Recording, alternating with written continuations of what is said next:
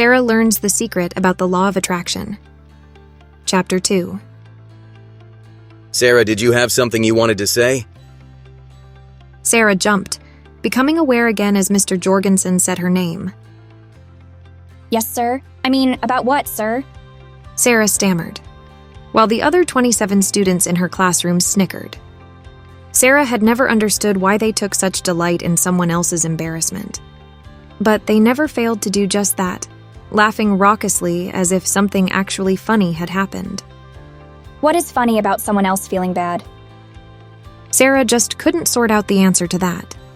But now wasn't the time to ponder that anyway, for Mr. Jorgensen was still holding her in the unbelievable spotlight of discomfort, while her classmates looked on with exaggerated glee. Can you answer the question, Sara? More laughing. Stand up, Sara, and give us your answer. Why is he being so mean? Is this really so important? 5 or 6 eager hands shot up around the classroom, as show-off classmates took further delight in making Sara look bad. No, sir. Sara whispered, slipping down into her seat. What did you say, Sara? The teacher barked. I said no, sir. I do not know the answer to the question. Sara said a bit louder. But Mr. Jorgensen wasn't finished with Sara, not yet. Do you know the question, Sara? Sara's face flushed red with embarrassment. She didn't have the slightest idea what the question was. She had been deep in her own thoughts, truly in her own world. Sara, may I offer a suggestion to you?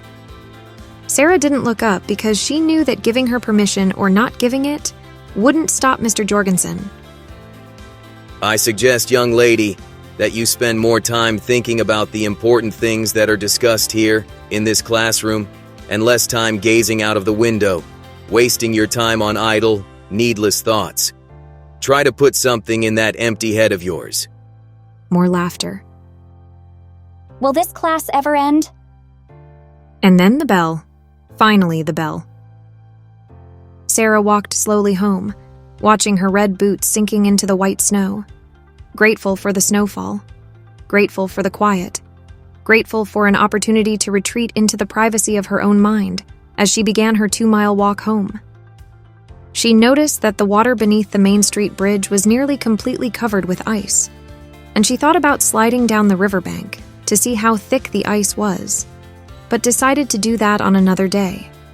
She was able to see the water flowing beneath the ice, and she smiled as she pondered how many different faces this river showed throughout the year.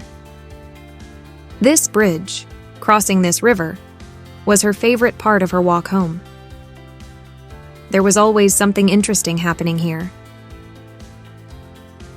Once across the bridge, Sara looked up for the first time since leaving the schoolyard, and she felt a little twinge of sadness wash over her as she realized that her quiet walk in solitude was only 2 blocks from ending.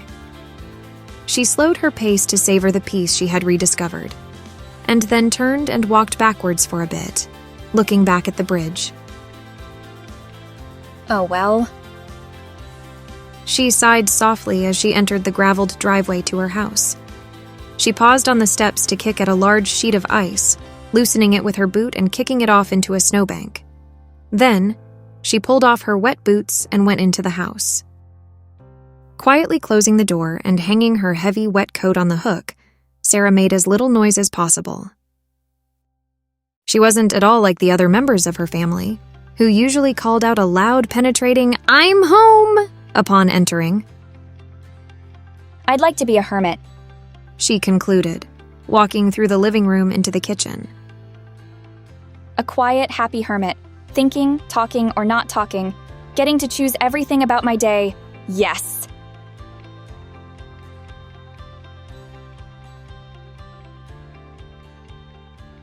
Friends, please remember to like and subscribe.